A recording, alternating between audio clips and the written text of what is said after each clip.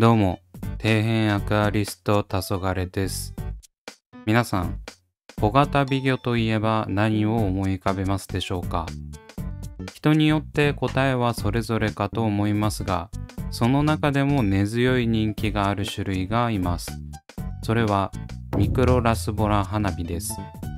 以前から花火関連の動画は2個くらい出していると思うんですが、自分も花火愛好家の一人です。花火はその名の通り、花火が打ち上がったような綺麗なドット模様をしており、別名ギャラクシーとも言われています。そんな花火なんですが、飼育が簡単という方もいれば、難しいという方もいて、結構意見が分かれる部類の生態です。自分はどちらかといえば難しいと思っている方で、特に導入直後の餌食いは気難しい面があると思っています。そんな花火を現在は30センチキューブ水槽のアヌビアスの森水槽で飼育しているんですが、飼育して1年以上経過しているため数も減ってきました。そこで今回はそんな花火と共通点のある新種の美魚を紹介していきたいと思います。ちょっと前に話題になったあの生態です。花火系統が好きな人は絶対気に入ると思うので必見です。それでは早速開封といきたいところなんですが、その前にこのアヌビアスの森水槽で飼育しているもう一種類の生態についても触れておきます。そのもう一種類というのはミクロラスボラエリスロミクロンです。この生態は花火と並ぶ小型のコイ科の美魚で、こちらも根強い人気があります。実は花火もエリスロミクロンも学名はスンダダニオ属で、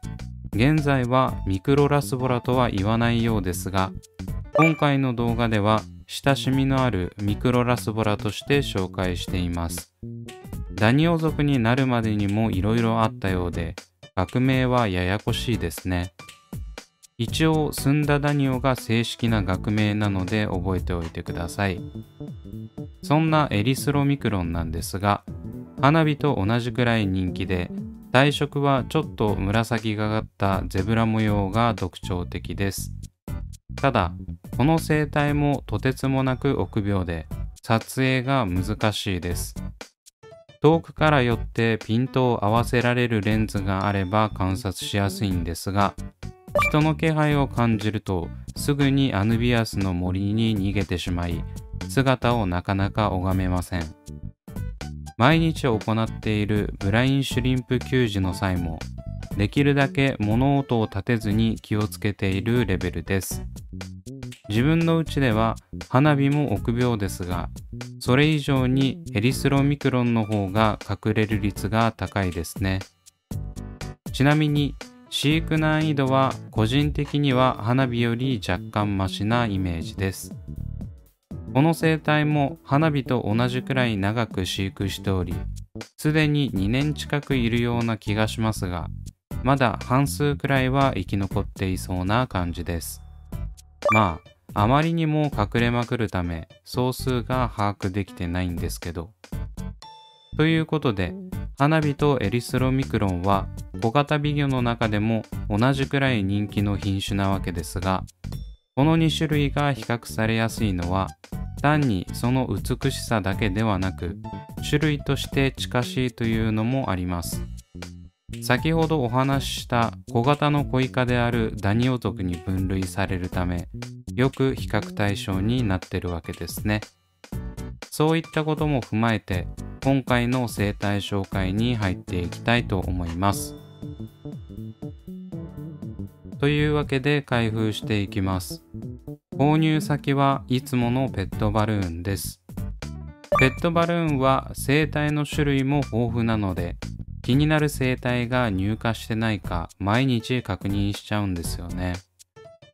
今回の生態もその巡回中に見つけたため、速攻で買いました。何やら怪しいカップも入っていますが、こちらは後日紹介します。ちなみに右手を負傷していますが気にしないでください。この時の購入生態はこの1種類のみのようです。あとはいつも通り開封した後、点滴法で水合わせを行います。最近は時間短縮のために点滴速度を結構早めて水合わせするようにしていますが、これは生体への負担という意味で時短している感じです。どれくらいの速度がいいかは元水の多さにもよるでしょうし、自分が思う最善方法でいいと思います。というわけで今回紹介する生態はこちら。ミクロラスボラ花火とエリスロミクロンのハイブリッド個体です。価格は1匹1100円。この種類に関しては正式名称がなく、花火とエリスロミクロンが交雑して生まれたハイブリッドという位置づけです。花火クロンと呼ばれているのを耳にしたことがありますが、個人的にあまり語感が良くない気がするので、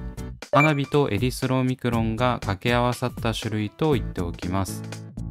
今回はお高めの生態ということもあって2匹だけ買いました。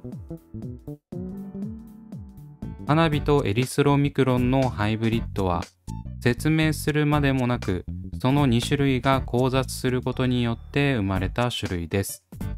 学名がついていないことから正式な種として扱われているかはわかりませんが、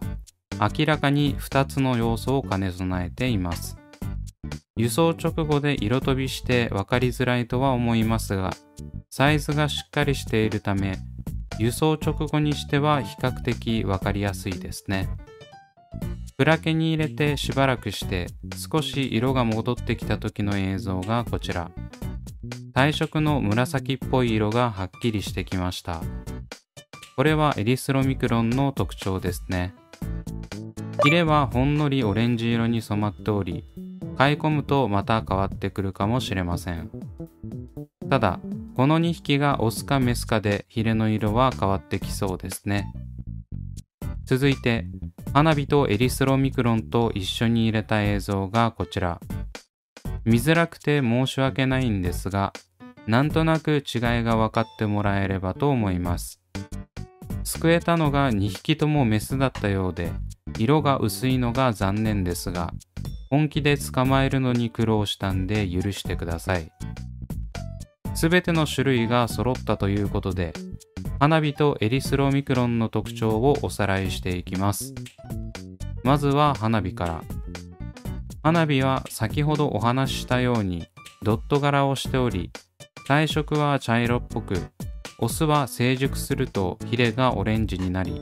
メスとの判別がつきやすいです。エリスロミクロンは紫がかったゼブラ柄で、尻尾の付け根に目玉のような黒い点が一つあるのが特徴で、オスの方が紫の体色が強いように感じます。花火とエリスロミクロンは近い種類ではありますが、特徴さえ分かればどちらかは一目瞭然。これを踏まえて花火とエリスロミクロンのハイブリッドを見てみると、体色の紫っぽさはエリスロミクロンで、柄は花火寄り、そして尻尾の付け根の黒い点がしっかり出ています。柄に関しては個体差があるようですが、いろんな画像を見た感じ、花火よりもドット一つ一つが大きく、形もまばらで、どちらかといえばヒョウ柄のような個体が多い気がしました。今回購入した2匹は結構ドットが細かく、花火寄りな印象を受けます。ただ、全体を見るとどちらかといえばエリスロミクロンに似ている気がしますね。パッと見て印象に残るのが体色と尻尾の付け根の黒い点なので、じっくり観察しないと間違えそうです。少なくともどちらの特徴も知っていれば、まず花火に間違えることはないです。一番目立つのはやはり尻尾の付け根の点なので、遠目から見ても判別ができると思います。またどのハイブリッド個体を見てもこの点は必ずついていたので、個体によってついているやつとついていないやつがいるわけでもなさそう。では、この3種類の中で個人的に一番好きなのはどれかというと、自分はハイブリッドを推します。花火やエリスロミクロンのいいところを足してて、一粒で2度美味しいみたいな感じなんですよね。おまけにこの2匹は輸送して間もないのに色も濃くなってきてて、とても綺麗に感じます。あと、この絶妙なヒョウ柄っぽい見た目も好きですね。価格はまだお高いですが、もっと流通量が増えれば手頃に買えそうなのもいい。できれば1匹ワンコインになるといいなとか思ってます。それではようやく導入していきます。今回は入れてそのままカメラで追っています。理由は見失わないようにするためですね。すぐに隠れていなくなっちゃいそうだったんで、導入してすぐで個体がどれか判別できているうちに撮影しています。こんな感じで恐る恐るアヌビアスの森付近を泳いでいます。まだテリトリーが確立されていないのでうろうろしてますね。導入した直後ですが、水槽に入れてすぐ色が濃くなってきているのがわかります。ただ、元から入っている花火と比べると、やはりまだまだ薄いですね。ちょうどエリスロミクロンが近くにいてくれたので比較しやすいです。こうやって見ると柄はやっぱり花火寄りですね。今のところ2匹仲良く泳いでいます。これは花火とエリスロミクロンは違う種として認識してるんでしょうかね。ということで、それから2ヶ月半が経過したんですが、撮影しようにもなかなか顔を出してもらえず、まともな映像がありません。唯一ギリギリ撮れた映像があるので、そちらをお見せしたいと思います。画面には大量のエリスロミクロンが映ってますね。こちらは毎日のブライン給餌中の映像です。このタイミングですらこうやってなかなか出てこないので、撮影は至難の業です。画面中央に見えるのがハイブリッド個体です。ピントがわちゃわちゃしてるのはご了承ください。しっかり色が出てきて、ヒレもオレンジ色に染まってますね。見た感じ、周りのエリスロミクロンを蹴散らしているので、力は強いっぽいです。レッドバルーンで購入した個体がしっかりしたサイズだったのも、この強さの秘訣なのかもしれません。ほんと、じっくり見ないとわからないレベルの映像で申し訳ないんですが、この映像を撮影するだけでも、ブラインを与えてしばらく息を殺しつつ、数十センチ先で微動だにせず待ってたんです。本来であればもっとじっくりお見せしたいんですが、これで勘弁してやってください。それでもしっかり色が上がった花火とエリスロミクロンのハイブリッドをお見せできてよかったです。比較的周りにはエリスロミクロンが多く映っているので、どれだけ色合いがエリスロミクロン寄りなのかが分かっていただけると思います。撮影できたのも嬉しかったんですが、しっかり生存して、おまけに周りを蹴散らすくらい元気なのが嬉しかったですね。こういう観察しづらい生態を導入するときって、見かけないとすごく心配するんですが、見つけた時の喜びはひとしおです。2匹とも元気だったんで、個人的難易度は今回紹介した3種類の中では一番楽な気がしてます。まあ、購入先や育成度合いにもよるんでしょうけど、感覚的にも血が混ざってる方が雑種感があって強そう。うちにはまだ2匹しかいないレア種ですが、個人的好きな小型美魚ランキングの上位に食い込むいい生態でした。これでもっと積極的に前に出てきてくれれば文句はないんですが、普段見れないと見かけた時の嬉しさがでかいので、逆にこれぐらいがいいのかもしれません。それでも生きてるかどうかヒヤヒヤするんで、1日1回くらいは顔出してほしいですけどね。というわけで今回はあの大人気小型美魚花火とエリスロミクロンのハイブリッド種の紹介でした。